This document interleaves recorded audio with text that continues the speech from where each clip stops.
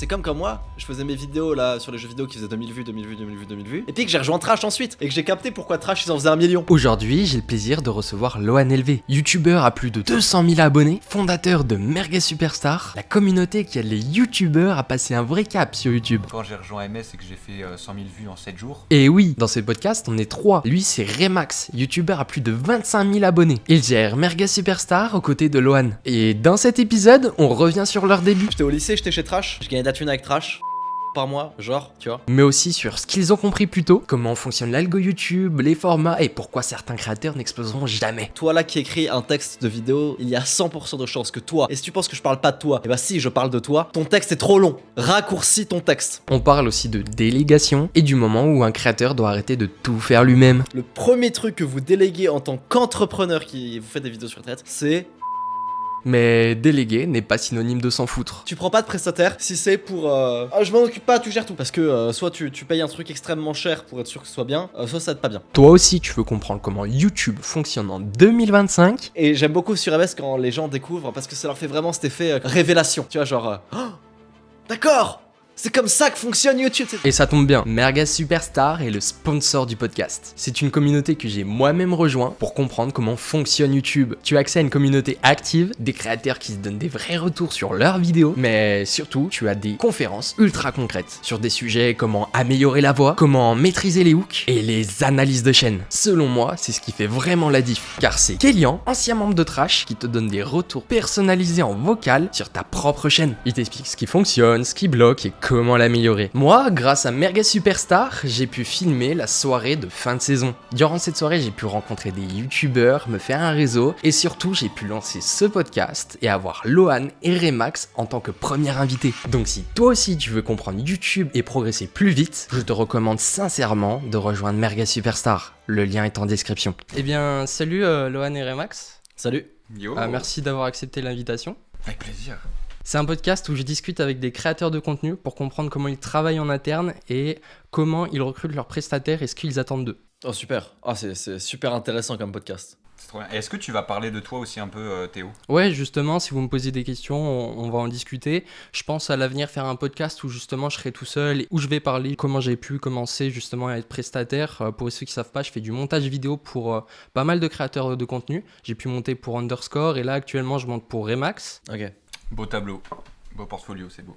Eh bien merci. Les questions, ça va être un petit peu des questions individuelles, donc je vais vous laisser répondre un petit peu chacun de votre côté. Ok. En soi, vous, de votre côté, comment vous avez commencé la création de contenu ? Moi, j'ai eu un frère qui m'a toujours fait baigner en fait dans Internet. J'ai vécu avec toute l'effervescence Minecraft, les Fanta et compagnie. Et donc, même quand j'étais au collège, j'ai testé un peu des trucs Minecraft, un peu comme j'ai l'impression tous les enfants de mon âge. Forcément, ça n'a pas très bien marché. Mais la vraie expérience que j'ai eue YouTube, elle a été quand j'étais aux environs du lycée. Où là, j'ai vraiment fait une chaîne assez sérieuse sur le dessin, j'aimais beaucoup dessiner. Ça commençait à faire en tout cas des petites vues, je développais ma petite communauté. Je crois que j'avais 600 abonnés à mon prime. Et peut-être que ma meilleure vidéo avait fait 4000 vues, quelque chose comme ça. Et en vrai, même moi, j'étais étonné de même pas savoir ce qu'étaient les métriques YouTube, tu vois. Et c'est vrai que j'avais jamais prêté attention. Quand j'avais rejoint MS, après, j'avais regardé... je me suis dit, bah tiens, à quoi ressemblait mon CTR, à quoi ressemblait mon watch time à ce moment-là, c'était une catastrophe. Du coup, ça a duré un petit moment. J'ai fait une grosse pause du coup, parce que le vrai souci, c'est que je faisais des dessins en mode animé, j'aimais bien le dessin, mais j'aimais pas forcément les animés, tu vois. Et du coup, j'attirais une audience qui était très jeune et très, bah vas-y, regarde des animés et tout, alors c'était pas trop mon délire. Et donc j'ai arrêté, puis j'ai découvert MS grâce à Edouard, le hasard est bien fait, de la vidéo que tu as montée, bah depuis février 2024, du coup je suis sur MS et 4 mois plus tard, j'ai fait une vidéo à 100 000 abonnés, 100 000 vues quoi, donc truc de fou. Trop cool. Sachant que pour ceux qui savent pas, avant justement qu'il fasse sa vidéo, il était venu vers moi pour justement potentiellement qu'on travaille ensemble sur sa chaîne YouTube. C'est clair. À l'ancienne, justement, il pouvait pas forcément payer mes services et là, à l'heure actuelle, je travaille pour lui. Donc ce qui est bien, c'est qu'il y a vraiment une évolution au bout de 2 ans, c'est ça ? Ouais, la fois où je t'ai contacté, je crois que c'était sur ma toute première vidéo quand j'ai rejoint MS. T'as bien fait de pas intervenir dessus parce que c'était une catastrophe, avec le sujet il était pas bon. Et c'était trop drôle parce qu'on s'est recontacté, mais jour pour jour, 1 an plus tard, pour faire la première fois qu'on a collaboré, c'était pour faire les maps de Game of Thrones. J'avais résumé les 8 saisons de Game of Thrones et puis j'avais un mec qui m'avait fait la carte et puis Théo lui il m'avait fait tout le motion design avec la carte et les éléments qu'il y avait sur la carte, donc c'était trop drôle comme anecdote, pile un an plus tard quoi. Moi, j'ai commencé YouTube en septembre 2014, donc c'est plus de 10 ans. J'étais en 6ème. Et ça fait donc 10 ans que je fais des vidéos, mais ça fait peut-être 15 ans que je regarde YouTube quotidiennement tous les jours et que je suis vraiment passionné par YouTube et par les YouTubeurs et par les vidéos sur YouTube. Je fais que ça toute ma journée. J'adore trop YouTube. Et donc à l'époque, c'est des vidéos de Diabolo. C'est ce que c'est le Diabolo, voilà, c'est les tutos, voilà. Puis j'ai fait du gaming de crasseux, du gaming de quand tu filmes ton écran. Pas avec ton téléphone parce que t'as pas de téléphone, mais avec un appareil photo numérique. Abominable. Et puis en 4ème, j'ai fait des vidéos sur les jeux vidéo. Je commençais mes vidéos sur les jeux vidéo, donc je faisais des chroniques de jeux. Et c'est là que j'ai commencé à vite fait avoir une petite audience, quelques 1000 ou 2000 abonnés, je crois. Donc c'était chaque semaine ou chaque 2 semaines, je sais plus si c'était toutes les semaines ou toutes les 2 semaines, je crois que c'était toutes les 2 semaines. Je faisais une vidéo, c'était une chronique de jeux vidéo, c'est-à-dire que je parlais d'un jeu vidéo que j'avais fini, et puis je faisais des blagues, et puis machin. Ça faisait quelques milliers de vues, c'était pas énorme, mais bon, pour moi, j'étais bien. J'étais un peu connu dans le milieu des youtubeurs jeux vidéo de l'époque, tu vois. Donc à l'époque, il y avait Zico, Ned Lighton, même un peu Trash et tout. Trash, une fois, ils avaient commenté une de mes vidéos, je me rappelle. Puis j'ai rejoint Trash, puis je suis allé à la fac. Puis j'ai arrêté les vidéos, et puis ensuite j'ai repris les vidéos parce que j'en avais marre de la fac et je voulais vivre de YouTube. Et j'ai lancé cette chaîne-là qui a bien marché de ouf, tu vois. Enfin, c'est toujours la même chaîne, en fait, c'est la même chaîne depuis le début. J'ai jamais changé de chaîne, même depuis les tutos Diabolo, c'est toujours la même chaîne. Bah, je l'ai reprise en fait pour faire des vidéos type dev perso, entrepreneuriat, étendu, tu vois. Puis ça a bien marché. Et puis on en arrive à voilà, là où j'en suis aujourd'hui. J'ai créé American Superstar, machin et tout. Aujourd'hui, je parle plutôt de YouTube. Ok, trop cool. Ouais, c'est vrai que t'as un sacré parcours. Et tes anciennes vidéos, est-ce que tu les as gardées en non répertoriées? Ouais, non, elles sont publiques. Si tu vas sur le 1LV, Elles sont publiques. tu cliques dans les plus anciennes, tu peux les voir. Mais Avec non. ma tête Ok, de je mettrai un petit de extrait. bébé. Il a tout remis, ouais. Ouais, non, je te jure. Mais tu sais que moi je suis trop deg, j'ai pas retrouvé parce que moi comme toi, ma chaîne dessin, je l'ai reprise pour faire la chaîne Remax actuelle, mais mon ancienne chaîne c'était les gameplays du geek et je ne l'ai jamais retrouvé. Le gameplay du geek. Je crois que je crois que je l'ai retrouvé, mais j'ai pas retrouvé le contenu dedans. Et je me rappelle qu'il y avait une vidéo où j'étais sur un jeu Minecraft et il y a mon daron qui venait parce que je filmais avec le téléphone. Le daron il venait pour me demander mes fringues pour faire à la machine à laver quoi. C'était improbable et c'était sur YouTube, tu vois. J'ai jamais réussi à la retrouver, je suis trop déçu. Moi, c'est vrai que je me souviens, ma première chaîne aussi, c'était du gaming, Minecraft aussi à l'époque. Je sais que je la retrouve pas du tout parce que au début, je comprenais pas pourquoi je me faisais strike mes vidéos. À l'époque, j'étais trop naïf pour comprendre. Je suis dégoûté, du coup, ma chaîne, elle s'est fait ban alors que c'était, je pense, que je pouvais trouver des petites pépites, tu vois. Et Minecraft, c'était copyright. Si tu jouais à Minecraft, la monétisation, elle dégageait. Je te jure, C'est c'est vrai. C'est une autre époque. Ouais, je te jure. Ok. Fallait signer Je chez sais pas. Machinima à l'époque. C'est le dénominateur commun en fait, un Minecraft. J'ai vraiment l'impression que c'est comme ça que tout le monde commence. Je pense les premières vidéos où là, vous êtes dit, ok, là, je commence à faire du sérieux. Qu'est-ce que tu retiens de cette période-là où tu dis, je vais en faire mon métier? Mes premières vidéos qui marchaient, qui m'ont donné le sentiment de faire un pas en avant, je pense qu'il y en a eu 2-3 dans mes vidéos dessins. Et en fait, le vrai déclic, c'est que tu te dis, waouh, en fait, tu peux parler de sujets qui te passionnent. À l'époque, je gagnais même pas d'argent, tu vois, ma vidéo était pas monétisée. Je me disais, il y a un potentiel d'en vivre et d'en faire un métier. Ça qui était vraiment dingue et qui m'a donné l'envie de rendre le truc plus sérieux. Je faisais la course en fait à, tu sais, les critères d'éligibilité et de la monétisation. Je me rappelais, je faisais des stories et tout d'avancée. Et puis après, j'ai pris ma revanche parce que quand j'ai rejoint MS et que j'ai fait 100 000 vues en 7 jours, j'ai fait une story avant-après. Et j'avais mis, parce que c'est encore une fois, c'était trop bien fait, j'avais une archive d'Instagram qui me disait hey, regarde où tu étais X années plus tôt. Et c'était une des stories où je disais on est à 1/3 de l'objectif de la monétisation. Et puis là, je mets X années plus tard, tu rejoins MS et puis tu exploses tout en une vidéo. C'était génial. Et c'est à partir de là où forcément cette vidéo-là de Galactic Football, pour en parler d'ailleurs aussi de cette vidéo, il y a une histoire assez drôle, où ouais, tu exploses tout d'un coup, forcément t'en parles à tes parents, tu vas leur expliquer et tout, et c'est là où aussi tu te rends compte que tes parents en fait ils comprennent vraiment rien en fait, parce que c'est là où ils te posent de vraies questions, parce que pour eux, ça y est, ils voient que c'est concret. Quand tu leur dis je peux gagner de l'argent, et en fait ils comprennent même pas comment tu peux gagner de l'argent. Alors du coup, tu vois, tu essaies de faire des parallèles avec la télé, tu vois, tu te dis, bah tu regardes ton programme à la télé, et puis entre deux, t'as des pubs, bah c'est un peu pareil. Et c'est vraiment, ouais, cette vidéo-là où je me suis dit, ok, c'est faisable, Maintenant, qu'est-ce que je dois faire pour renouveler cet exploit-là? Est-ce que, cette vidéo-là, c'est tenable pour une niche? Parce que là, c'était en gros, j'ai résumé l'histoire de Galactic Football. Spoiler alerte, non, c'était pas tenable. Et donc maintenant, j'ai fait plein de choix où j'en suis là aujourd'hui sur d'autres sujets, d'autres concepts. Mais ouais, c'était vraiment ces deux points-là où il y a eu un point de bascule. Parce que tu te dis, en fait, une vidéo, quelque part, c'est un revenu passif, quoi, tu vois. Parce qu'une fois qu'elle est postée, les vues, elles continuent de grossir. Et puis, ça a vraiment cet effet compound, comme on aime bien dire dans le milieu, c'est cet effet composé, où tu mets une vidéo, puis une autre, et entre elles, elles font plein de vues, entre elles, elles font de l'argent, elles font de la masse. Et puis, tu fais beaucoup de vues aussi, les gens s'habituent à toi. Parce que moi, avec ces premières vidéos-là, il y avait honnêtement peut-être une vidéo sur 4 qui était monétisée, quoi, et qui rapportait 300 balles, quoi, tu vois. Donc je m'y retrouvais pas du tout. C'est vraiment que de l'investissement, même si je commençais à dégager de l'argent, c'était toujours de l'investissement, je retombais pas sur mes pattes, quoi. Ok, et j'ai une question en fait justement par rapport à ça. Qu'est-ce qui fait que c'était pas tenable de reproduire une vidéo type Galactic Football? Alors, il y a beaucoup de choses à dire, mais pour simplifier, moi j'ai fait la vidéo Galactic Football parce que j'étais sur MS et j'avais entendu un conseil dans une des confs, c'était au début, n'hésitez pas à recopier un youtubeur que vous aimez bien, même si au début c'est presque du plagiat, tu vois, mais au moins t'apprends la technique, t'apprends l'écriture, t'apprends à faire une vidéo qui fonctionne, quoi, et tu comprends en fait. Et c'est ce que j'ai fait en copiant Turtoon, tu sais, et lui c'était ça son concept. Et en fait, je crois que je l'ai tellement bien copié qu'en fait, je voulais faire 10 000 vues et j'en ai fait 100 000, tu vois. Et en plus, manque de peau pour Turtoon, il était en train de bosser sur une vidéo Galactic Football. Bon, on en a parlé et tout, en fait, tout allait bien, tu vois, il n'y avait pas de malentendu. C'est un super type en plus. Bah, je pouvais pas continuer ça, tu vois, parce que j'étais un peu sur son rinté et puis. Bah, ça avait pas de sens, tu vois. J'avais plein de personnes dans les commentaires qui me disaient mais tu fais du Turtoon, j'ai cru que j'étais sur la chaîne de Turtoon, what the fuck. Et donc en fait tu peux pas. Donc j'ai voulu faire autre chose, on en a parlé, et puis en fait bah, Turtoon, lui son terrain c'était le cartoon, quoi, si tu veux.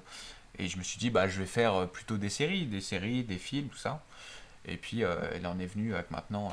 Je fais des séries, mais aussi d'autres choses en dehors de ça. Et puis, c'est aussi une niche où c'est la monétisation. Lohan saura en dire quelque chose. La monétisation, c'est très très compliqué dans ce milieu-là de raconter des histoires complètes de séries, de films, de cartoons. Tu te fais strike tous les 4 matins, quoi, en fait. Vraiment, une vidéo d'histoire complète d'un cartoon, quoi que ce soit, c'est de la loterie. En fait, tu peux optimiser des choses, pas avoir les droits d'auteur qui sautent. Mais honnêtement, si tu te regardes dans le miroir, c'est de la loterie, quoi. Genre, je sais pas, il n'y a pas vraiment de règles. Ça dépend de l'ayant droit à quel point il est flexible. C'est ça. Moi, j'ai pris le truc tard au sérieux, en fait. Assez tard au sérieux, tu vois. J'étais au lycée, j'étais chez Trash. Je gagnais de la thune avec Trash. 500 € par mois, genre, tu vois. Un truc comme ça, peut-être un peu plus. 600, 700, 800, 1000 quand il y avait beaucoup d'OP, tu sais, on prenait un peu une part sur les OP et tout. Une petite part. Hein. Puis je vais à la fac. En fait, je me dis pas, je vais arrêter, je vais faire du trash à fond, ou je vais faire des vidéos à fond. Moi, dans ma tête, c'est ce que je dis à mes parents parce que je trouve c'est rigolo, tu vois, de dire, ah ouais, je vais devenir youtubeur et je m'en bats les couilles, je ferai pas d'études, et puis je vais partir au Japon et je vais me marier avec une japonaise. Je suis pas dans un délire et tout. Mais tu vois, je voulais faire le petit con. Mais en fait, j'y croyais pas au fond de moi. Et genre là, si mes parents ils me disaient non, t'arrêteras pas tes études pour faire YouTube. Et je savais qu'ils allaient me répondre ça. Mais tu vois, mais si mes parents me disaient ah ouais, bah vas-y, arrête tes études, vas-y, fais du YouTube à temps plein et prends-toi en appart. J'aurais fait non, vas-y, je fais des études. Je te jure, c'est vrai, tu vois.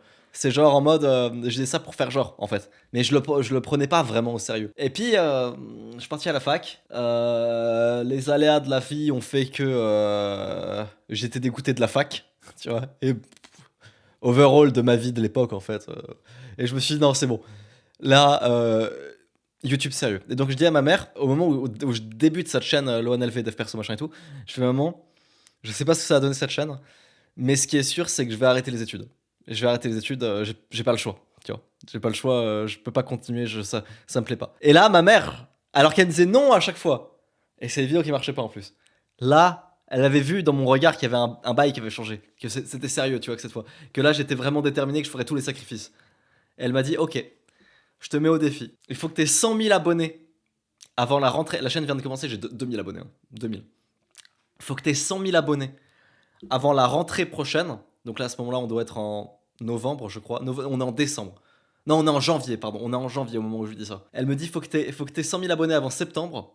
Et si t'as 100 000 abonnés avant septembre, ok pour moi. Ok, ouais, c'était vraiment un enjeu. Parce que, tu vois, moi, j'ai toujours pensé, c'est que c'était toi qui t'étais donné cet objectif. Mais en fait, c'est ta mère qui te l'a apporté. Non, c'est ça la vraie Ouais, histoire. moi aussi, ouais. Enfin, je l'ai déjà dit quelques fois, mais j'aurais dû le dire plus pour le storytelling, c'était beaucoup mieux. Ouais, tu dois le plus le dire, ouais. Ouais. Et à ce moment-là, mon gars, mais je te jure, c'est vrai, tu me vois à ma vidéo des 10 000 abonnés, je parle du fait d'avoir 100 000 abonnés. Tu sais, le mec, il est à des années-lumière du truc, tu vois. Genre, même avant ça, je parlais des 100 000 abonnés. J'avais 3 000 abonnés, je parlais des 100 000 abonnés.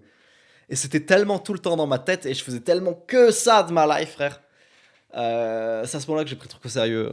C'est vraiment, en fait, plus par dégoût du milieu de la fac et de mon ancienne vie que par envie de devenir youtubeur. C'est vraiment, je n'en peux plus de cette vie de fac, de merde, de devenir ingénieur, de tout ça. Je vais avoir 100 000 abonnés parce que j'ai pas le choix. Et du coup, je me suis vraiment donné à 200%. Enfin non, j'étais pas à 200%, il y a des moments où j'étais flemmard et tout, mais en tout cas de ma vie, il y a jamais eu une aussi grosse période de travail de ma vie, tellement j'étais... je dormais pas, je dormais vraiment pas, mec, c'était... Ah non. Et du coup, c'est toi justement qui t'occupais de toutes tes vidéos dès le début? J'avais des monteurs. Ok. J'avais des monteurs et j'avais un peu de thunes de trash que j'utilisais pour payer les monteurs. Mais gros, les monteurs étaient payés que dalle. Hein. Je te mens pas, hein, les monteurs étaient payés 35 € la vidéo. Ouais, effectivement, ouais. Mais bon, tu vois, c'est encore des mecs avec qui je suis en contact, tout se passe bien avec eux. Hein. C'est encore des mecs avec qui je suis en contact, qui bossent sur mes vidéos actuelles. Il y en a un qui est sur Ne t'abonne pas, qui est payé 150 € la vidéo. Il y en a un qui est sur le OneLV, qui est payé 400 € la vidéo. Je me rattrape aujourd'hui, Ouais, tu vois. ouais. Mais au début, frère, Ouais, c'était trop mal c'était pris. du gambling en fait à l'époque. En fait, même eux, en fait, je leur disais, ne vous inquiétez pas, quand je vais percer, quand je serai connu et tout, quand j'aurai 100 000 abonnés, je vous paierai bien. Et en fait, tu vois, aujourd'hui, il y en a des gens qui disent ça. Mais tu les crois pas. Tu vois, tu te dis en mode non, mais va te faire enculer. Monteur gratuit, mais je vous paierai bien quand j'aurai percé. Bah non, va te faire enculer, tu vois. Ça n'existe pas. Mais en fait, comme avec ma mère, genre, ils le sentaient que j'étais très sérieux et que j'allais vraiment me donner à fond. Donc ils m'ont fait confiance. Ils ont bien fait. Franchement, ils ont bien fait. Dédicace à eux, dédicace à Médoc, File, Adimaiga, Fanixo, Wassim. Voilà, c'est des cas simples. Après, le moment aussi où j'ai pris les choses sérieusement, forcément, c'est au moment où je me suis associé avec Lohan. Parce que là, en fait, ce que j'avais débloqué avec YouTube, c'était pas ok, je peux faire de YouTube mon activité. Non, j'étais à l'étape 1, quoi, tu vois, commencer à faire de l'argent avec. L'AdSense, si tu veux, c'est que du bonus. Ce qui fait que tu es, je pense, un YouTuber qui est en place, c'est que tu as une image, les gens te connaissent et ton image fait que tu peux monétiser, tu vois, que tu as des sponsors et tout, que tu as un produit qui tourne, je sais pas. Mais là, le fait de s'associer avec Lohan, déjà, c'était pas la première fois que je me donnais autant dans une communauté. Il y a eu plusieurs autres projets avant qui ont fait que je me suis dit, allez, pourquoi pas, j'accepte. Que aussi, ça a été le produit qui a fait le déclic, tu vois, qui a fait que ma deuxième vidéo avait bien pété. Et puis, ce truc de se dire, tu bosses pour un truc qui a de l'intérêt pour toi, qui a cette flamme, qui a cette passion, qui te correspond. Tu travailles avec des gens aussi qui sont comme toi. Et du coup, c'est un revenu qui est stable aussi, tu vois. Tu te dis, ok, si je bosse bien, si je continue à bien développer le truc, ok, là, c'est une activité. Et moi aussi, mon but, c'est d'avoir des activités que je peux gérer depuis mon ordi, tu vois. Et ça, là, c'était un vrai putain de déclic. Et là, du coup, je suis dans cette période-là où, frère, je travaille trop pour un être humain, quoi, vraiment. Donc, j'essaye de bien gérer les choses. Mais je pense que tout est une question d'organisation à chaque fois. Mais je te mens pas qu'il y a des moments que c'est très très dur, quoi. De toute façon, tu le verras. Tu seras le premier à le voir dans la vidéo 100 jours, quoi. C'est ça, parce que pour les gens qui savent pas, du coup, tu es en études, tu es en alternance, tu travailles la journée, tu dois travailler justement sur Mega Superstar presque à temps plein en fait, et derrière, tu dois gérer ta chaîne YouTube. Ouais, en gros, c'est ça, je suis en alternance, donc c'est-à-dire que c'est un contrat d'études où tu t'es 3/4 du temps en entreprise et le reste du temps en études, et comme ça, tu peux continuer à monter les échelons en études et voilà, avoir un salaire. Donc ça te prend 35 heures semaine. Et derrière, effectivement, tu dois gérer YouTube, MS et un peu de vie sociale aussi, tu vois. C'est cool aussi la vie sociale, prendre l'air, tout ça. Donc effectivement, des fois, c'est bien rythmé. Du coup, c'est toujours, comme je dis, une question d'organisation. Tu vois, sur MS, il ne faut pas que je sois toujours dans le cambouis, tu vois. Parce que sinon, à ce moment-là, oui, effectivement, si je dois tout gérer tout le temps dans le cambouis, c'est pas tenable. Non, il y avait déjà une structure, tu vois, sur MS, donc ça c'était cool. Le tout c'était de maintenir cette structure, garder les éléments qui étaient bons, enlever les éléments où effectivement tu sentais que ça allait pas, et aussi en ajouter d'autres. Et tu vois, petit à petit, en fait, moi mon rôle c'est de créer les équipes, de les garder, et puis tu vois, de créer un arborescence. Et puis moi j'aime bien dire que je suis le chef d'orchestre, tu vois. Quand on me donne toute la toute la fame, un peu si tu veux, de AMS, je me dédouane souvent un peu vite parce que, oui, si tu veux, je suis un peu maintenant à l'image avec Lohan du projet, mais c'est vraiment un travail d'équipe, tu vois, pour le coup. Il y a vraiment des pôles dans tous les sens, et c'est ça qui fait que c'est un écosystème, quoi, et que ça tourne comme ça peut tourner, malgré mes 35 heures semaine à côté, quoi. Ouais. Pour le mindset entrepreneur, là, un petit côté entrepreneuriat, un petit côté business, t'as la phrase en anglais qui dit work on the business, not in the business. C'est ça.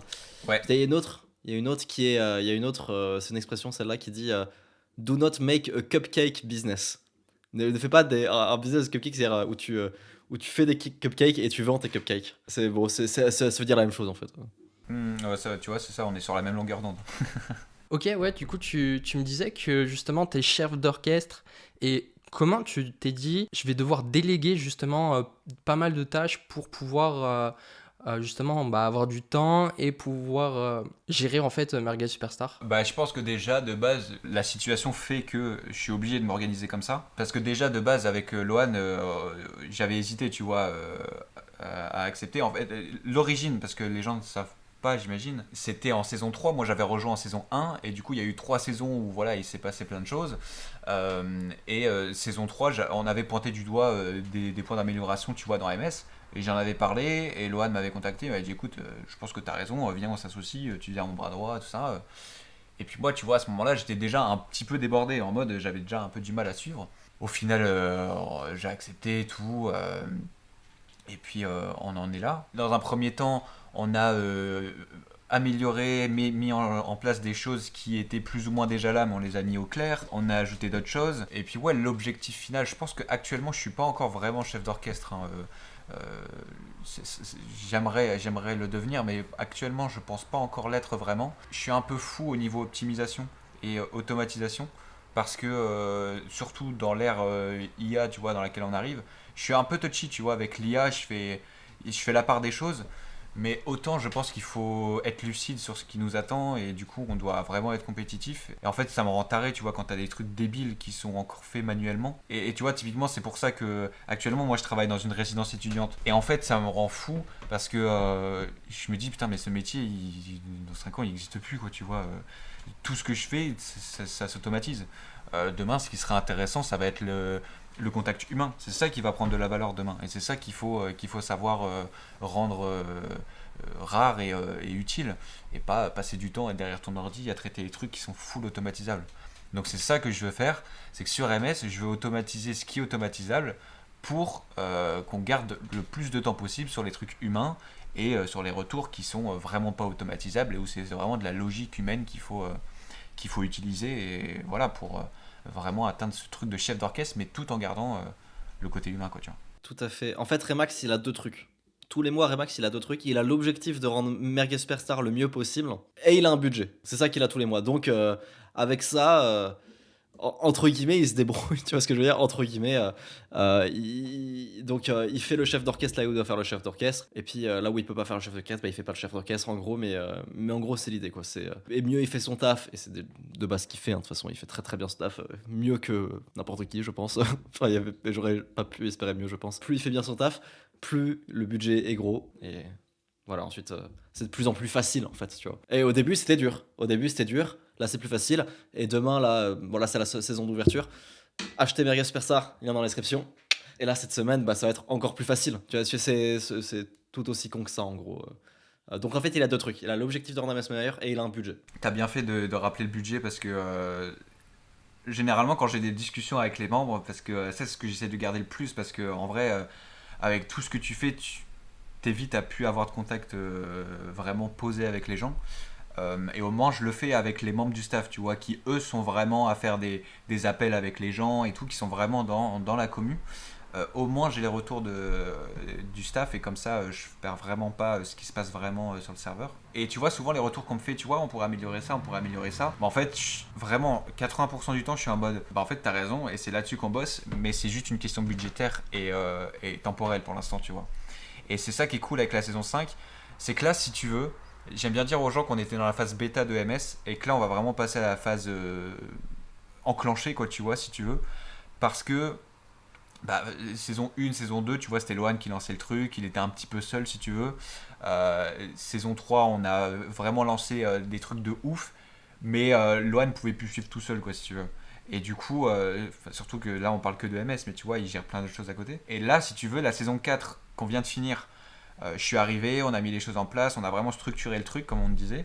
Et là, du coup, saison 5, on fait vraiment tous les 4 mois une saison. Et du coup, en fait, ça structure vraiment le truc. On a vraiment toute la vision qui est déjà établie. On sait qu'on fait la soirée à la fin de saison. On sait qu'on a déjà les équipes qui savent gérer ça. Donc tu vois, on peut vraiment automatiser. On peut mieux prévoir le budget. Et en fait, je crois que tout va aller plus vite. Tout va être beaucoup plus simple. Et je crois qu'on a vraiment passé la période la plus compliquée de MS, quoi. Je crois que là, ça va vraiment être que du kiff. Ça va être trop bien. Super, ouais, c'est super cool. On va peut-être plus rentrer dans le détail de MS plus tard. Je pense là ce serait intéressant qu'on se ressente sur vos chaînes respectives. Moi j'ai une question justement qui me trotte la tête car je n'arrive pas forcément à comprendre certains youtubeurs à quel moment ils se disent pourquoi déléguer justement et à quelle période c'est le mieux de déléguer pour un youtubeur. Ça, je pense qu'on a. Ce qui est bien avec Lohan, c'est que je pense qu'on va avoir deux visions différentes. Parce que moi, je suis beaucoup plus. Je suis quand même beaucoup plus nouveau, tu vois, dans YouTube. Et toi, tu as l'expérience avec Trash et tout ça. Ma génération, si tu veux, de YouTubeurs, je remarque elle recrute très très vite des prestataires, tu vois. Moi, j'ai été comme ça. La première vidéo que j'ai eue, qui a à peu près marché, je me suis entouré de prestataires, tu vois. Et ça, c'est aussi grâce à MS, quoi. Mais que ça facilite le truc. Je pense que moi, c'était à partir du moment où je me suis dit, tu vois, Galactic Football, ça a marché. Ok, il faut dupliquer le concept. Bon, là, j'étais un peu perdu parce qu'effectivement, le concept était amélioré, pas dans les cartoons, tout ça. Vite s'entourer dans le sens où j'ai mon taf, donc je peux investir de l'argent. Je sens qu'il y a un truc, il faut que j'aille le creuser. Et puis là, actuellement, si tu reprends ma situation actuelle, avec Archicorp, j'ai mon projet de vidéo Harry Potter. J'ai vraiment pas le temps de le gérer tout seul, tu vois. Et je sais que j'ai l'argent pour accélérer les choses, pour garder vraiment, tu vois, c'est moi qui donne les sujets, c'est moi qui préécris les choses. Mais l'exécution, elle est faite par des prestataires. Et honnêtement, moi, je m'en rends de plus en plus compte maintenant avec ma façon de travailler. J'aime beaucoup en fait cette position de chef d'orchestre, pour utiliser le même terme. Tu vois, pour faire un peu storytelling, je me rappelle des vacances avec mes parents, avec mon frère. Tu sais, ces moments où tu es avec ton frère, tu parles avec la nuit étoilée et tout. Tu reviens du resto et tu peux refaire le monde, tu vois, parce que tu es en vacances. Et j'en ai eu tellement des moments comme ça. Et je me rappelle lui avoir dit, tu sais, moi je pense que dans la vie, ce que je veux vraiment faire, c'est m'entourer de bonnes personnes et de les gérer à faire un projet de ouf, tu vois. Et je me rappelle de sa réplique parce que lui, il est artiste et tout, tu vois, du coup, il a toujours ce côté un peu attention, tu vois, prends bien en considération le prestataire, l'artiste et tout. Il me disait, oui, mais d'accord, mais du coup, c'est pas toi qui tu feras pas la chose, quoi, tu vois, toi, tu vas la gérer, donc c'est eux à qui reviendra le mérite. Et je dis, non, moi, je veux faire partie du projet, tu vois, je veux pas juste les payer, et puis voilà. Je pense que ça vient de là. Tu vois, je l'avais déjà cette réflexion. Et puis c'est pas juste avoir un prestataire, tu vois. Et des prestataires, tu en as tellement. Mais trouver un bon prestataire, c'est très très dur, tu vois. Et du coup, ouais, quand tu as vraiment la pépite et que tu sais que t'as un début d'idée, tu donnes l'info au gars et le mec il sait te la sublimer, il sait avoir l'expertise et il te fait un rendu de ouf. Et que tu vois, quand t'as la notif et qu'il te dit, voilà la V1. Et toi t'es en mode, waouh, ok, là il y a le truc, tu vois. Là c'est vraiment, c'est un des moments où j'ai le plus de dopamine dans mon travail, tu vois. Banger. Banger, en fait, je suis d'accord avec toi. Tu vois, t'as dit t'es toujours sur la défensive, Rémi. Non, c'est mon problème, c'est que t'es toujours sur la défensive. Tout le temps, il est sur la défensive, tout le temps dans la défiance. Ça le caractérise. merde. Putain. Je rigole. Bah ouais, je dirais pareil. Je dirais qu'en fait, j'ai bien aimé ce que t'as dit sur le fait que tu le refiles pas à quelqu'un, quoi. En fait, tu prends pas de prestataire si c'est pour je m'en occupe pas, tu gères tout. Parce que soit tu payes un truc extrêmement cher pour être sûr que ce soit bien. Soit ça va être pas bien, tout simplement. En fait, ce que tu dois faire, et j'irais même un peu plus loin, je dirais même que si tu sais pas faire une tâche, ou si tu comprends pas les enjeux qui sont derrière faire cette tâche parce que tu l'as jamais fait, tu délègues pas. En tout cas, je déconseille pour la plupart des tâches. Tu vois, genre j'étais monteur avant d'avoir des monteurs, j'ai été rédacteur avant d'avoir des rédacteurs. T'as compris. Donc pour moi, c'est très très important, surtout si vous débutez, que vous dites pas il faut que j'ai mes monteurs. Tu vois, moi je coach les youtubeurs et quand il y en a qui veulent débuter, ne savent pas monter et veulent prendre un monteur, je dis non, tu vas apprendre à monter tout seul. Et tu vas faire tes premières vidéos tout seul et ça va être plus long. On s'en bat les couilles, tu vas poster moins de vidéos au début. On s'en bat les couilles. Il faut que tu saches que c'est la réalité du montage, ça te servira à vite, tu vois. Donc donc moi je pense long terme quand je leur dis ça. Je voulais rajouter un truc, donc premier truc à déléguer, le montage. Premier de tous vos business, hein, même pour les gens qui veulent juste être youtubeurs pour ensuite vendre un produit, machin et tout. Le premier truc que vous déléguez en tant qu'entrepreneur qui vous fait des vidéos sur Internet, le premier truc que vous déléguez, c'est le montage. Le montage des vidéos. Il y a des monteurs qui kiffent ça, donc voilà, je vais pas dire que c'est horrible, parce qu'il y en a qui kiffent ça, c'est leur métier, ils kiffent, tu vois. Mais moi, je trouve ça aliénant, tu vois. Je trouve ça vraiment aliénant. Je n'aime pas ça. Quand j'étais chez Trash, ça me plombait ma vie, le montage. Je détestais prendre des montages, je préférais largement l'écriture. Les miniatures aussi, éventuellement en deuxième. Et si vous voulez recruter un rédacteur, mon conseil, c'est dur de trouver des bons rédacteurs. Ils sont tous très nuls. Les bons rédacteurs, c'est un peu un mythe. C'est un peu un mythe, ça existe, mais c'est tellement rare. Tu sais, c'est facile de savoir qu'il y a un bon monteur. Le bon monteur, il te montre une vidéo qu'il a faite. On va regarder si elle est bien montée, on va regarder si elle a fait des vues. Ouais, c'est bon, c'est un bon monteur, je lui fais confiance, je le prends, c'est un gros youtubeur qui a travaillé avec. Ok, c'est bon, c'est un bon monteur. Un bon rédacteur, il faut qu'il t'envoie toutes les vidéos qu'il a écrites. Parce que le nombre de vues d'une vidéo dépend beaucoup plus du rédacteur que du monteur. Mais 1000 fois plus en fait, 150 fois plus. Et donc, le monteur qui fait du bon montage, il peut faire des vidéos qui font pas de vues. Ça veut pas dire que c'est pas un bon monteur. Un rédacteur, si tu vois les vidéos qu'il fait, elles ne font pas de vues, ou alors il a fait une fois une vidéo à 100 000 vues chez un tel, tu regardes la vidéo, en fait la vidéo est pas ouf et c'était un coup de bol, tu vois, ça arrive les coups de bol des fois. Ça m'arrive moi très régulièrement de tomber sur des vidéos YouTube qui ont 100 000 vues et de me dire franchement la vidéo est pas ouf, tu vois. La vidéo mérite moins, c'est un coup de bol, tu vois. Et les rédacteurs, il y en a beaucoup qui ont fait 1-2 vidéos à 100 000 vues qui pensent que c'est des bêtes et tout. Et en fait, ils sont pas bons. Moi, je vais dédicacer un mec que je trouve vraiment bon, premier degré, qui s'appelle Locke, qui est bon, très bon. Ça n'existe pas, les bons rédacteurs.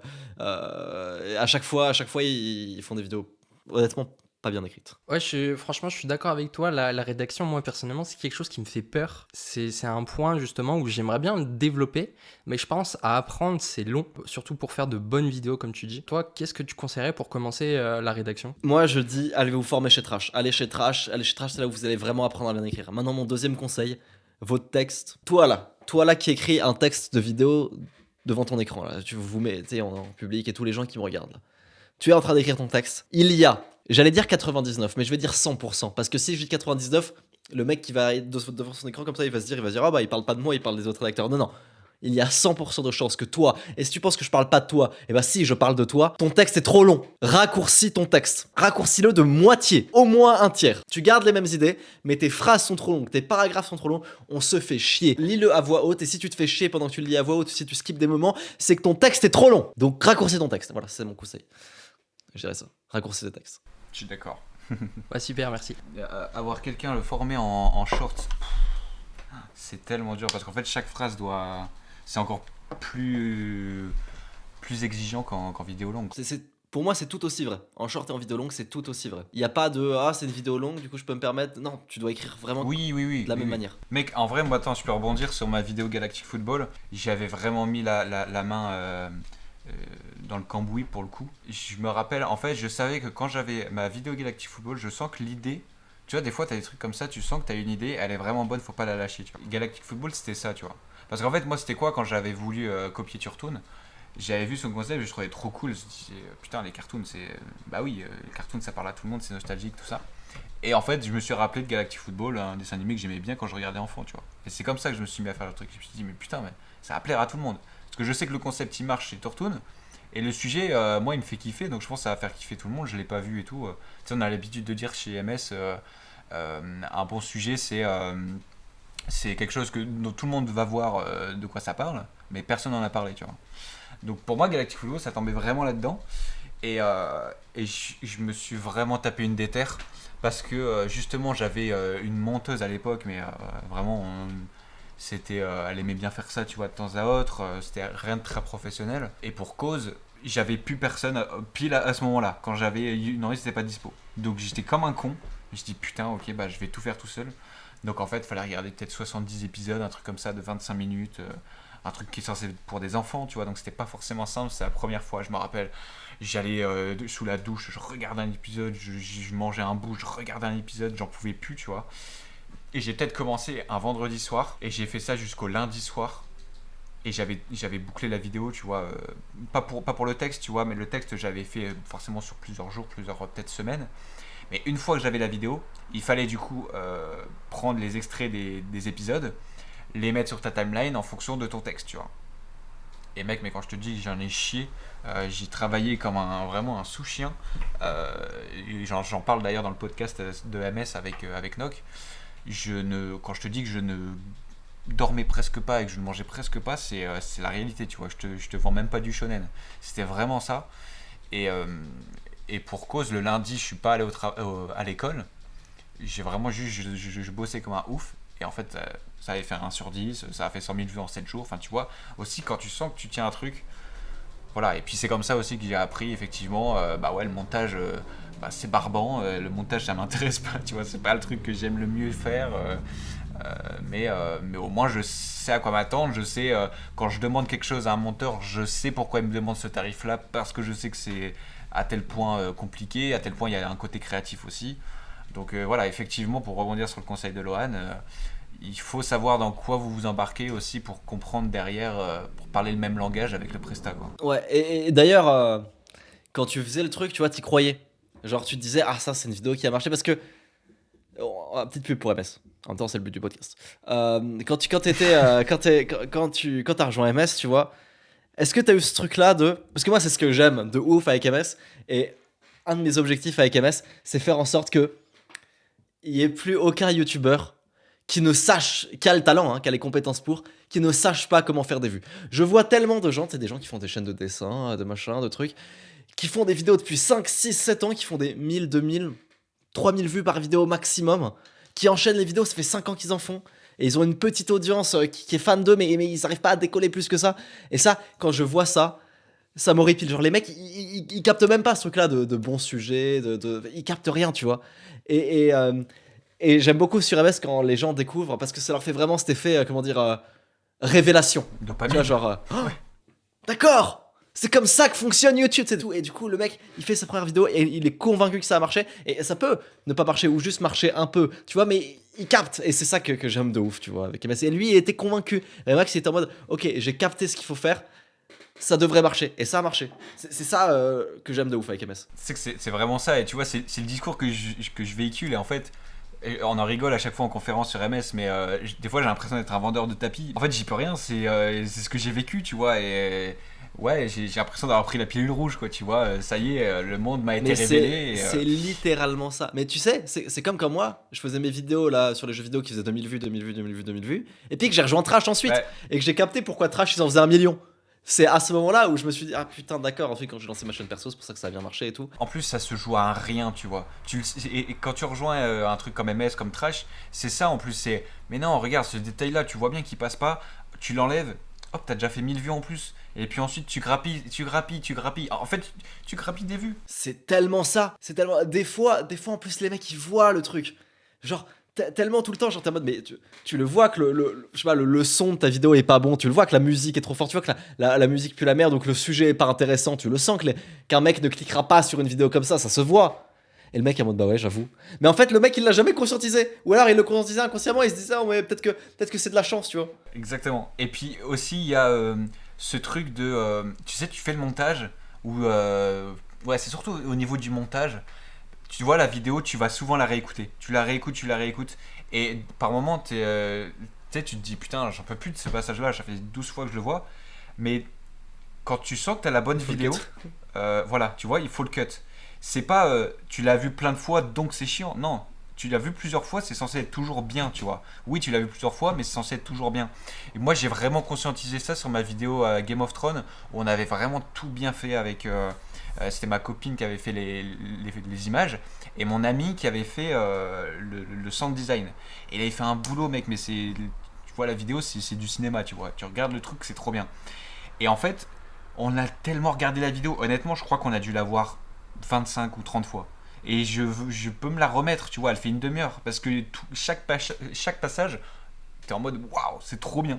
Et c'est pour ça que maintenant, tu vois, j'ai envoyé un screenshot tout à l'heure, elle a fait 200 000 vues. Alors que Game of Thrones, frère, ça a plus aucun buzz, tu vois, c'est fini depuis 5 ans.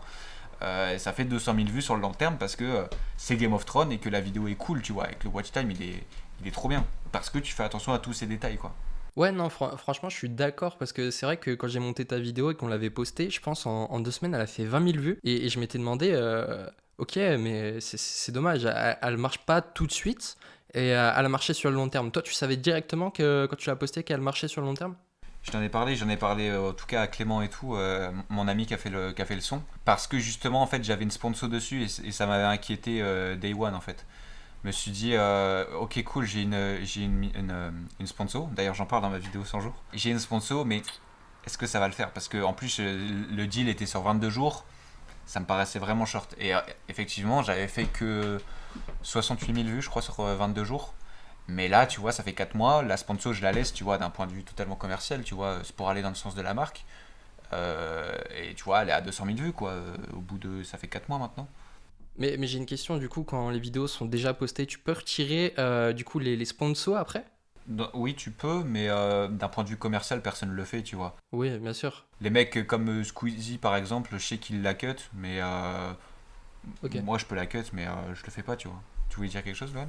Ouais, j'allais dire dans les contrats, souvent précisé que 1 an plus tard, t'as le droit de la cut. 1 an plus tard. Moi, je considère qu'il faut pas. Déjà, pas tout le monde fait des contrats avec les sponsors. Je sais pas si t'as déjà fait des contrats pour les sponsors, toi, Rémi. Je l'ai fait qu'une seule fois avec un autre gars et je le referai jamais parce qu'il était, il était bizarre. Et depuis que je suis avec Ouais, Samy, tu vois, c'est tout va genre, bien. en fait, déjà, t'es même pas obligé de faire un contrat pour bosser avec les sponsors. Et puis, en général, les gens qui ont forcé pour avoir un contrat, c'est même pas. C'est pas une bonne idée. Genre. Ok. Enfin, je veux dire, si t'es un gros youtubeur et qu'on parle de 10-20 000 euros, ok. Si t'es un petit youtubeur et que ta sponsor c'est 1 500-2 000 balles et tout, t'as pas besoin de contrat. Et si le youtubeur il force pour la. Parce que tu sais, moi je suis aussi un peu du côté sponsor avec Archiprod et tout. Si le youtubeur il force un petit peu pour avoir un contrat et tout, alors que le mec on parle de 1 500 balles, 2 000 balles, tu sais, on s'en bat les couilles. Mais bon, quand il y a des contrats, ça veut pas dire qu'il y en a tout le temps, quand il y a des contrats, on dit que au bout de 1 an, t'as le droit de cut le truc. Et même là, c'est un peu mal vu de le faire. Ça fait vraiment raton, quoi, tu vois, de cut une sponsor. Mais c'est vraiment quand t'as une putain d'influence, tu vois. Style chez Squeezie, je crois justement, j'avais vu. Mais enfin, après, tu peux pas te comparer à des mecs comme ça, mais. Ouais, chez lui, ça doit se quantifier, ça doit se justifier et tout, de ouf, Enfin, évidemment. évidemment, tu vois, lui, il fait des millions de vues tous les mois. Donc, oui, évidemment, c'est peut-être dévalorisant et tout pour lui, tu vois, de la laisser. Il a trop à perdre. Non, mais d'un point de vue petit youtubeur, effectivement, comme dit Lohan, Samy m'en avait déjà parlé.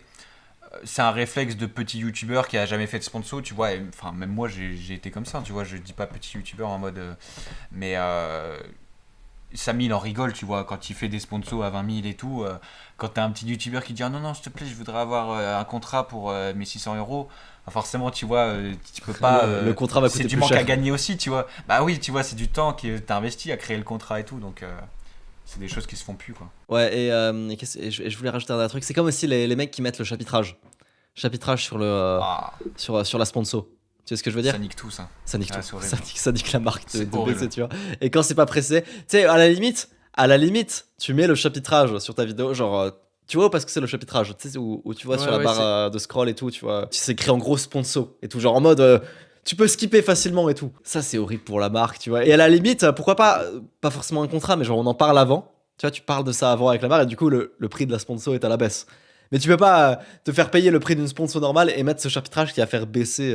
En fait, je sais que c'est pas le sujet du podcast, mais vite fait pour parler des sponsors, j'ai vraiment l'impression que le but des youtubeurs qui ont des sponsors, c'est le moins de gens possible doivent voir la sponsor. C'est ça leur but. Mais non, c'est pas ça le but. Ton but, ça devrait être le plus de gens possible voient la sponsor.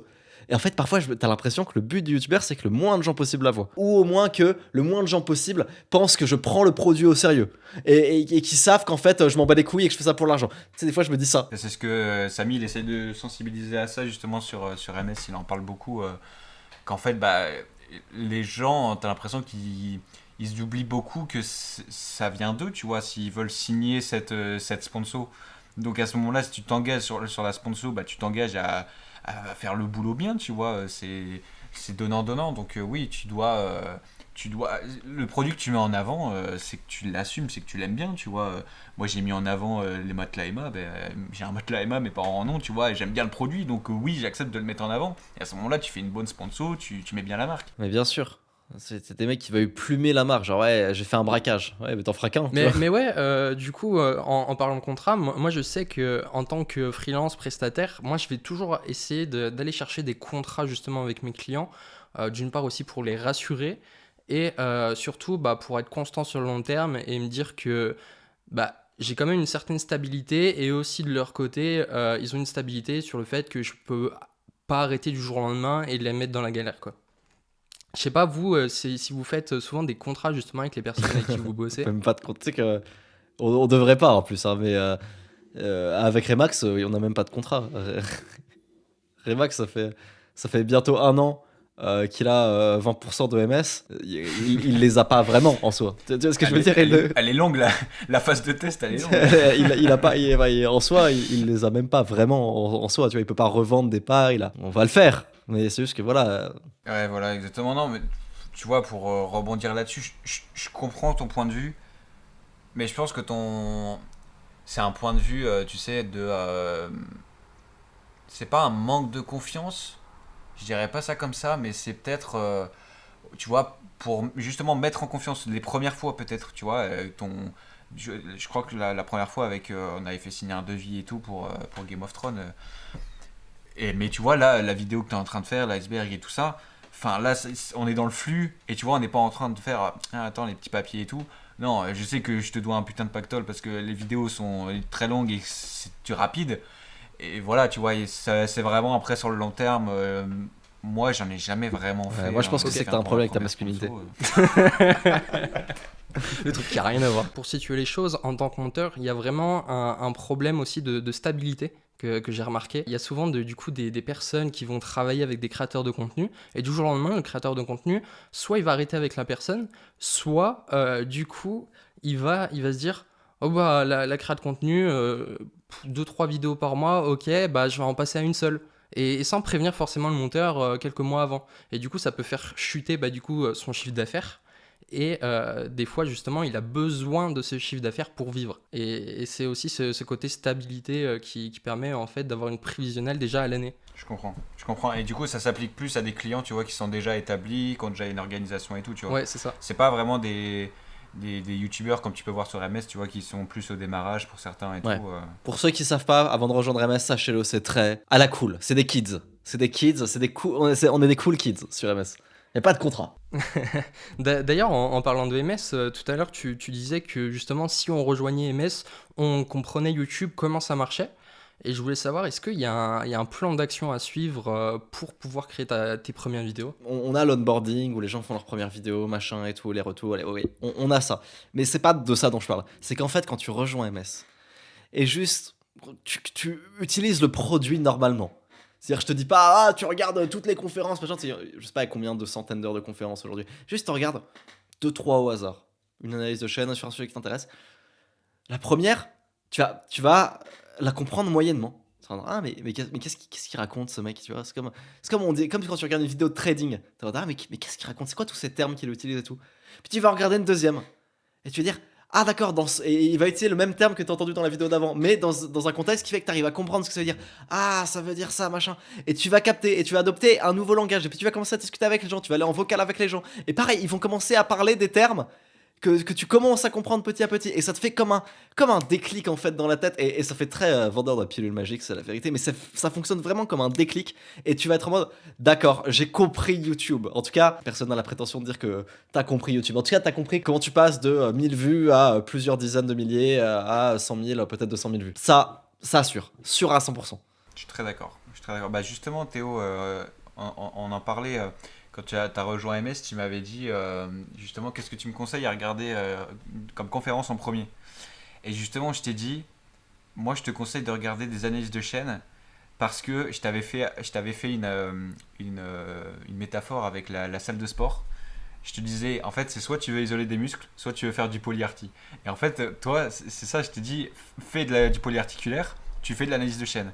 Parce qu'en fait, tu vas voir plein de cas différents. Et Kélian, tu vois, il va te les analyser et tu vas comprendre. Parce que je me rappelle qu'au début, et là, ça y est, tu vois, ça commence à s'améliorer. Et du coup, tu te dis, ok, c'est que je progresse, tu vois.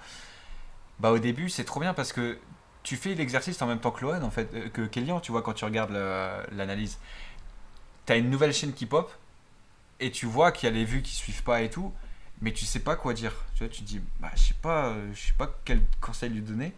Et à force de regarder, tu commences à avoir ce même automatisme, et du coup ce que dit Kélian, tu commences à l'assimiler, et voilà, exactement, on aime bien dire le Sharingan. Donc voilà, après tu peux effectivement te spécialiser dans dans des sujets particuliers, justement avec des conférences style sur le sujet, sur le hook, sur le watch time. C'est vraiment, tu veux te spécialiser et avoir des trucs vraiment précis là-dessus avec des experts du milieu, mais avec des analyses de chaîne, tu t'éveilles déjà bien au monde, quoi, tu vois, si tu veux. Et puis là, ce qu'on va faire aussi pour la saison 5, on est en train de développer tout ce qui va être un site internet vraiment vitrine, tu vois, de MS, avec un espace client vraiment où tu vois, on aura vraiment tout en un. C'est vraiment ça que je veux faire. Toutes les conférences seront mises là-dessus. Il y aura vraiment tes données qui seront répertoriées, ton niveau, etc., tes vues, tout ça. Et du coup, on va te proposer des conférences en fonction de ton niveau. Parce que tu vois, un mec qui arrive, qui a aucune chaîne YouTube et qui arrive sur ABS mais qui veut se lancer, il va pas commencer à regarder la conférence fiscalité, tu vois. Donc il va regarder en premier des analyses, des trucs comme ça. Donc vraiment, ça sera géré par rapport à ton niveau et c'est comme ça que tu vas pouvoir progresser assez vite. Le plus important aussi, je pense que c'est la pratique. Tu peux regarder des analyses, tout ça, mais derrière, c'est beaucoup la pratique. Et c'est pour ça qu'on favorise aussi les ateliers. Parce qu'on fait des conférences, c'est cool, c'est beaucoup de théorie. Mais des ateliers, là, tu as vraiment des mecs, des pros, tu vois, donc des mecs qui font en moyenne 100 000 vues par vidéo, qui viennent et en fait qui t'aident en direct. T'as un problème sur ton montage, sur ta miniature, sur ta voix, sur vraiment tout. Et là, tu appliques en direct, quoi, tu vois. Et puis, je pense aussi, ce qu'on va faire, c'est qu'on va plus faire des événements qui permettent de direct aller dans le feu de l'action. Tu vois, Lohan, il parlait du défi se lancer. Là, je pense qu'on va l'adapter autrement. On va faire, je pense, pour l'instant, c'est une idée, mais pourquoi pas, tu vois, en septembre, on garde le mois de septembre pour voilà, faire en sorte que les personnes comprennent ce que c'est un logiciel de montage, ils savent vraiment poster une vidéo, tu vois, tout de A à Z. Et en octobre, on dit, les gars, on fait un challenge, si tu veux participer, tu participes, on essaie de faire un short par jour pendant 30 jours. Le mec qui va sortir du 30 jours, Ouais, Rock Lee qui enlève les. ah mais vraiment, genre vraiment, en fait j'en avais parlé avec Turis et Litsu qui sont des monstres, tu vois, du volume. Ils ont fait, tu vois, Litsu à la soirée il nous a dit 8 shorts par jour c'est un peu compliqué, là je suis passé à 6 par jour, c'est quand même un peu mieux, tu vois. Enfin le mec, J'ai eu le temps pour mes enfants. Ouais. il est lunaire, tu vois, le mec est ouf.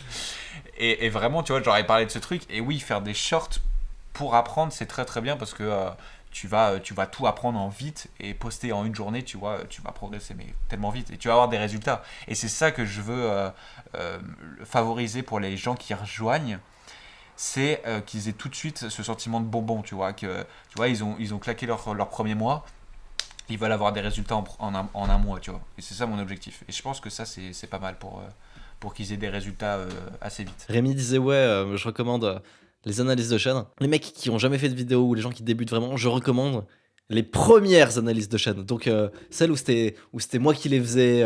Alors c'est ultra schlagos. Hein, on disait sur Google Meet.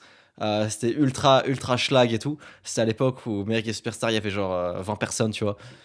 Ça quasiment presque 2 ans aujourd'hui les trucs là. Mais je vous les recommande parce qu'en fait, je parlais comme si les mecs ne comprenaient rien à YouTube, parce que c'était vraiment les tout premiers.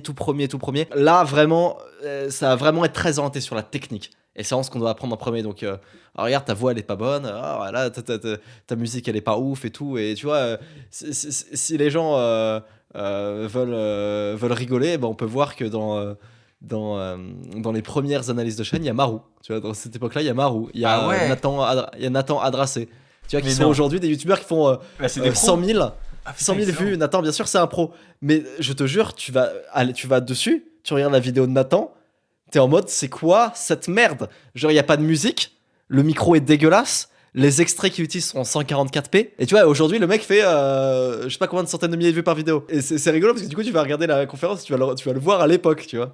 Et je recommande vraiment les premières analyses parce qu'elles sont un peu schlag. Je mens pas, c'était un peu schlagos à l'époque où j'étais tout seul et tout. Mais c'est pas mal pour la technique. Mais Nathan, il est en train de signer des OP là avec Samy, je l'ai vu dans le pôle. Ouais, bien sûr. What the Oui, bah écoute. Trop drôle. Mais lui, dis-toi qu'au début, il était nul, mais comme tout le monde, tu vois, comme moi. Comme toi. Comme quoi, si on est constant, en fait, on peut que y arriver. Ah, mais tu sais que moi, ce qui me frustre le plus, c'est que je puisse pas autister comme un débile sur YouTube. Hein. Moi, tu sais que le challenge en octobre, je le fais aussi un peu pour moi parce que je vais y participer et je vais essayer de me forcer à faire un short par jour. Et parce que j'en ai besoin. Mec, le volume, c'est trop bien. Tu apprends tellement vite et puis tu as des résultats tout de suite. Litsu, il avait rejoint, il avait peut-être 2000-3000 abonnés. Hein. Maintenant, je me rappelle de. Tu te souviens, sa vidéo e-sport, les filles en e-sport, un truc comme ça, tu sais. Et Kélian, il lui avait dit en analyse de chaîne. Waouh, c'est vieux. C'était lui. Et ça C'était Litsu. ça m'a fait un choc mental aussi. C'était Litsu. Et du coup, tu vas sur sa chaîne YouTube de Litsu, tu fais trier par ancienne, et tu vois qu'il avait fait ce sujet-là. Le sujet était cool et tout, il était passé par du storytelling. Et en fait, il a vu que c'était pas ce qui l'intéressait. On lui a dit en analyse, on lui a fait des retours en analyse. Et puis, en fait, il a fait de l'humour mêlé à du gaming. Et en fait, ça lui va beaucoup mieux parce que ça va mieux à sa personnalité. Et il a trouvé son filon, il a bombardé. Je crois qu'il fait genre 2 vidéos par semaine et puis 6 shorts par jour. Le mec, il a 300 000 abonnés quoi maintenant. Il a rejoint en même temps que moi quoi. What the fuck. Il fait des chiffres de fou quoi, tu vois, il en vit quoi maintenant. Putain, c'est trop cool. Mais ouais, c'est vrai que moi, en tant que monteur vidéo, déjà, j'ai hésité à me le prendre pour moi, parce que je me suis dit, forcément, je peux apprendre YouTube là-bas. Et je pense, en tant que prestataire, si tu comprends YouTube, t'as vraiment un point en plus, justement, au fait que, du coup, tu peux démontrer pourquoi il faut faire ça et pas faire ça à ton client. Et tu peux lui apporter une nouvelle aussi clarté sur sa création de contenu. Ouais, clairement. Donc ouais, c'est vrai que pour un prestataire, est-ce que vous considérez MS ou pas ? Ouais, mais on peut pas trop le vendre comme ça. Genre, Ok. en vrai de vrai, moi je le conseille de ouf aux prestataires MS déjà parce qu'ils vont trouver des clients de bâtards et tout. C'était posé la question d'un moment, est-ce qu'on le mettait sur la page de vente? Et même si vous êtes prestataire, vous allez. En fait, le problème c'est que si on le brande comme ça, moi je préfère cibler pour vous voulez faire des vidéos sur YouTube. Mais c'est la vérité, il y a plein de gens, même qui sont sur MS, qui étaient partis à la base pour faire des vidéos YouTube et qui aujourd'hui sont les monteurs de Intel, les rédacteurs de Intel, de machin. C'est la vérité, tu vois. Mais on peut pas trop le brander comme ça en vrai. Mais oui, de ouf. Je le conseille évidemment de baiser pour les prestataires. Je pense que MS sera toujours brandé en mode tu veux être youtubeur, rejoins-nous, tu vois. Mais MS sera aussi toujours brandé comme un écosystème tout en un, tu vois. Les prestataires, ils en font partie. T'as toujours eu le pôle proposition de compétences. Les prestats, ils s'améliorent en même temps que nos youtubeurs, tu vois. Donc, tu vois, il y a des personnes comme toi, tu vois, qui ont bossé pour Micode qui sont dans la commu, quoi. Donc, c'est pas pour rien, quoi. C'est des mecs qui Pour travaillent Micode. Ouais, bah si tu savais pas... Il a bossé pour Micode, lui. Ouais, pour Underscore pendant 1 an. Il peut pas checker ses mails, là. Non, je rigole. C'est ce que je dis. Non.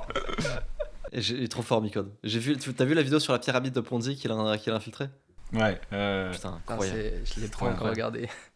Ah, vache, t'es fou. Je me suis dit, putain, est-ce que MS c'est une pyramide de Ponzi du coup? Et j'étais en mode, ça va, on en est pas une. Ah, c'est du marketing à. En fait, le principe de. D'ailleurs, en plus, c'est même pas une pyramide de Ponzi, c'est du MLM qu'il a infiltré. Il expliquait la différence. Donc, le pyramide de Ponzi, c'est plutôt genre investissement. Et tu donnes la rentabilité des autres avec l'argent de nouveaux entrants.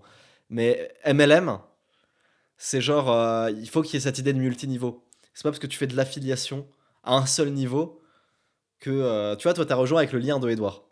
Si des gens rejoignent avec ton lien, Rémi, Edouard ne va rien toucher. Ouais, c'est du marketing à un seul niveau. Ouais. Il faut ce principe de multiniveau quoi, pour parler de MLM. Le parrainage, l'affiliation, ça a toujours existé. Ouais, comme toutes les banques, quoi. Et en vrai, j'ai une question. Quels sont les critères pour travailler avec vous ? Rapide, motivé, perfectionniste et ambitieux. Je sais pas, je rigole. Moi, je pense que les deadlines, c'est important. Pas rater les deadlines, être rapide, c'est super important. C'est peut-être le plus important. Être pas trop cher. C'est aussi très important d'être pas trop cher. Ça veut pas dire que je paye mal être pas trop cher. Comme je t'ai dit, ma dernière vidéo, elle faisait 20 minutes, j'ai payé 400 € le mec. Je trouve pas que c'est mal payé, mais ce que je veux dire, c'est que le mec m'aurait dit c'est 800 €. J'aurais dit va te faire enculer, tu vois ce que je veux dire? C'est pas trop cher quoi. Je dirais qu'il a un bon portfolio quoi. Il est déjà travaillé avec des youtubeurs quoi. Ouais, c'est les trucs là. Oui, je suis assez d'accord. C'est vrai que ça, c'est un truc que j'ai remarqué. Et puis encore, moi, j'ai jamais travaillé vraiment avec des rédacteurs, donc tu vois, j'ai un peu l'XP que monteur. Et je pense que le plus compliqué, effectivement, c'est quelqu'un qui rate les deadlines ou t'as pas de réponse ou quoi, tu vois, t'as un problème de communication. Ah ouais. Parce que, en réalité, c'est pas ce qu'il y a de plus compliqué d'avoir quelqu'un qui arrive plus ou moins à adapter ce que tu lui demandes. Mais pour que t'aies quelqu'un qui comprenne ce que tu veux, qu'il arrive à s'adapter à toi, qu'il soit aussi à proposer des choses et qui tient les deadlines et que ses prix sont cohérents, mec, le mec tu le laisses pas partir quoi, tu vois, le mec tu l'as pour plusieurs années quoi.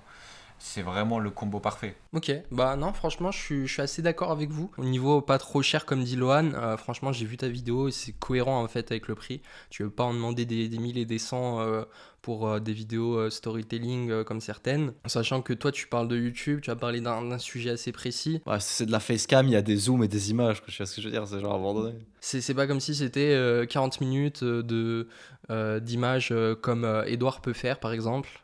Justement, ces vidéos-là, bah, ça vale très cher parce que justement, elles durent très longtemps aussi et il n'y a pas de facecam, donc on peut pas rattraper ces moments-là où il n'y a pas forcément besoin de trop d'illustrations. Tu vois, là, on parle de comment le créateur choisit son prestat, mais les prestats, ils doivent bien choisir leur créateur aussi, tu vois, parce que autant moi, au début, je sais que j'étais pas très bon, mais il y a des choses aussi que tu te perfectionnes en tant que créateur, tu vois, typiquement, c'est important des fois d'être trop précis, tu vois. Autant être trop précis que pas assez. Je sais qu'il y a des choses où maintenant je préfère utiliser 3 mots pour dire la même chose, mais au moins le truc est bien compris, que dire un mot, mais en vrai tu sais pas trop s'il est compris. Enfin, franchement, il y a un travail aussi à faire du côté du créateur, donc c'est une vraie alchimie, tu vois. Ouais, ouais, ouais, je suis d'accord. Bah, il y a des gens. De toute façon, si vous voyez qu'un mec, il change de collaborateur de manière générale, hein, prestataire, collaborateur, salarié et tout, très fréquemment, c'est qu'il faut pas y aller. Ouais, ouais, ouais. Les restaurants où ils sont tout le temps en recherche de serveurs, ils traitent pas très bien leurs serveurs. Tu vois ce que je veux dire? C'est ça, et franchement, il y a un très gros problème dans le marché actuel de gros youtubeurs qui sont là depuis quand même quelques années. J'ai remarqué, ils changent de monteur tous les 3 à 4 mois. Et pour en citer certains, Charles et Mélanie, je sais qu'à chaque fois, je vois des offres sur des Discord communautaires où ils cherchent des monteurs, et C'est ça. mais c'est vraiment récurrent. C'est tous les 2 mois. Charles et Mélanie, je sais pas si tu connais. Non, je sais pas. Ça me dit un truc, ouais. C'est des personnes chez Webedia, justement. Ouais, bah c'est red flag, hein, souvent. En général, mais de toute façon, dans le business, dans la vie ou quoi, même avec une meuf si vous êtes un mec, ou avec un mec si vous êtes une meuf, hein, ou avec un mec si vous êtes un mec si vous êtes gay, y a pas de problème. Si vous voyez que y a un beau, y a un très gros churn, tu vois que ça, c'est que c'est mauvais signe. Faut regarder si la personne, elle reste avec ses collaborateurs longtemps, tu vois. Regardez le chant de Merguez Superstar. Ouais, voilà, exactement. Les clients, même toi, tu vois, ça fait longtemps qu'on bosse ensemble, on a toujours pas de contrat, mais on sait que tu vas rester là. Médoc, dont je parlais tout à l'heure, ça fait 3 ans, il monte mes vidéos. Il les montait à 35 €, il les monte à 400 €. C'est assez bon signe si on veut collaborer avec moi, tu vois ce que je veux dire, en vrai. Et puis la même chose si vous voulez une meuf et tout, enfin, c'est pareil, les gars, c'est pareil. Et puis du coup, tu vois, être dans une communauté, ça aide beaucoup aussi. Parce que forcément, ça va très vite, hein. Il y a un mec, et d'ailleurs on a déjà banni ou écarté certains, hein, où il y a eu des histoires où ça s'est mal passé, ou des choses, tu vois, il faut éclaircir. Des fois, c'est. Mais tu vois, elle se compte vraiment sur les doigts d'une main. Il y a eu des cas de gens qui n'ont pas payé le monteur, qui n'ont pas payé le mini maker.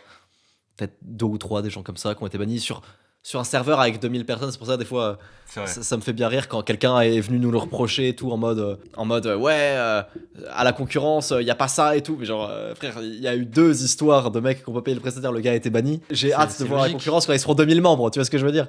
Puis aussi, la plupart du temps, j'ai l'impression que vraiment 90% des problèmes du monde, c'est des problèmes de communication, tu vois. Genre, Ouais.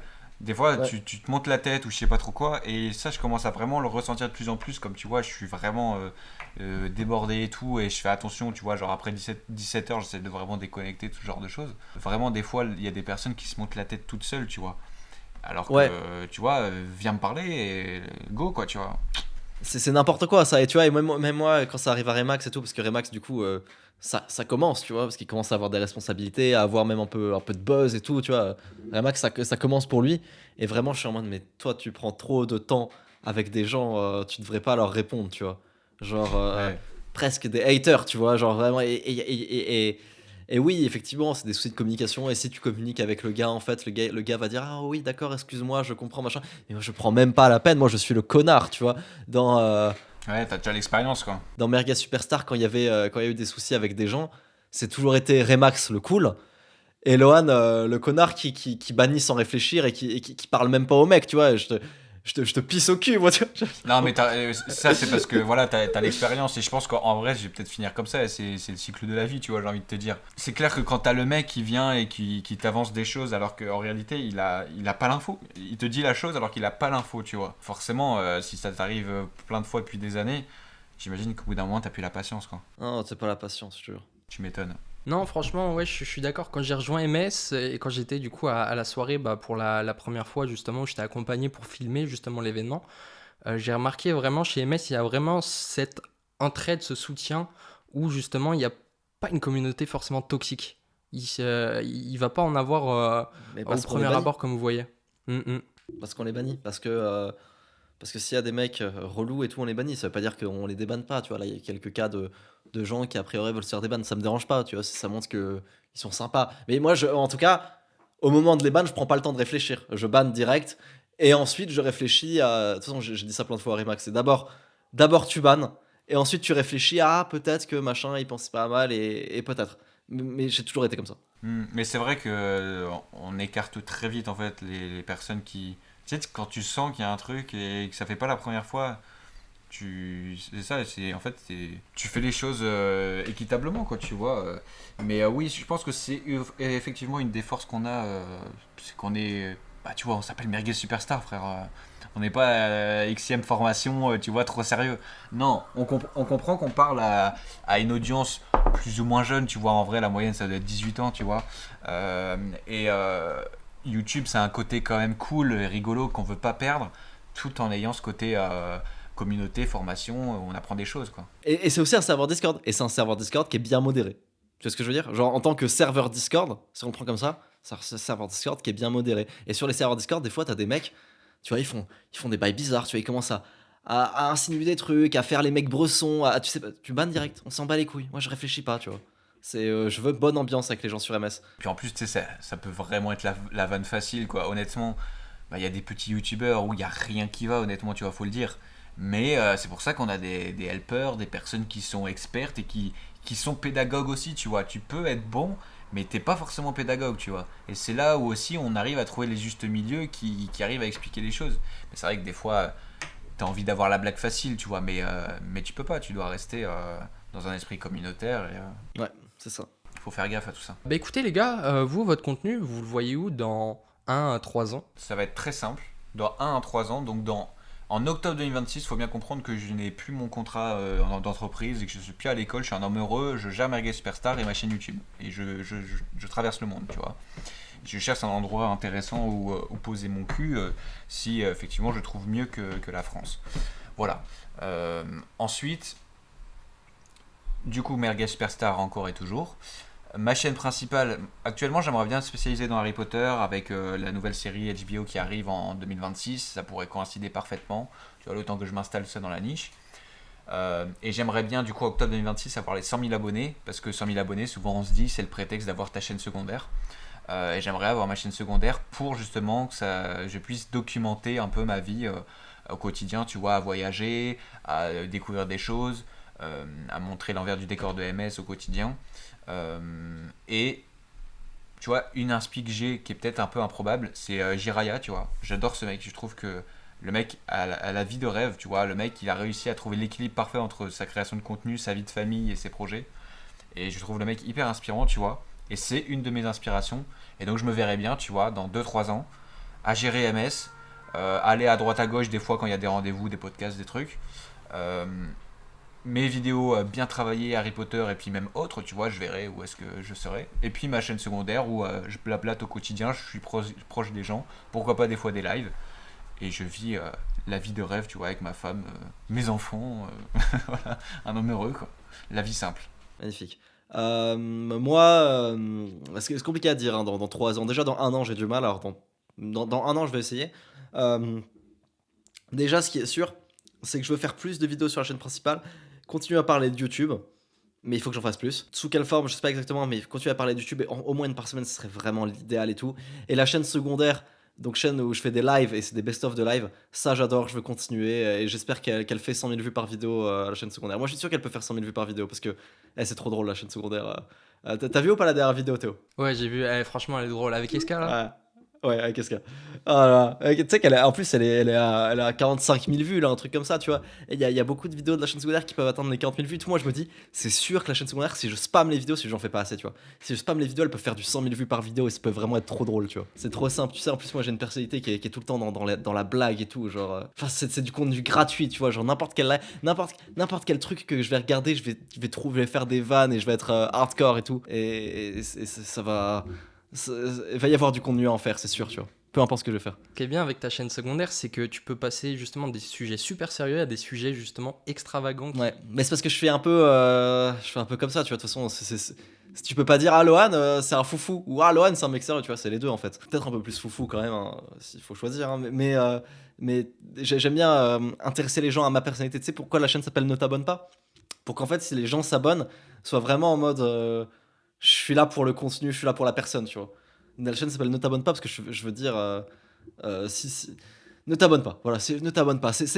Tu n'es pas avec nous. Laisse-nous entre nous. C'est pour ça en fait que ça s'appelle Ne t'abonne pas. Et mais ouais, du coup, à l'heure actuelle, sur ta créa de contenu, justement, chaîne principale, t'as du mal à trouver des sujets ou justement c'est... Non, j'arrive à trouver des sujets, mais j'ai du mal à automatiser, à faire beaucoup de vidéos. J'aimerais bien faire beaucoup de vidéos, c'est tout, quoi. En fait, j'aimerais faire ce que je fais. Voilà, ce que je veux faire, c'est ce que je fais en plus et en mieux, tout simplement. Dans le business, c'est pareil.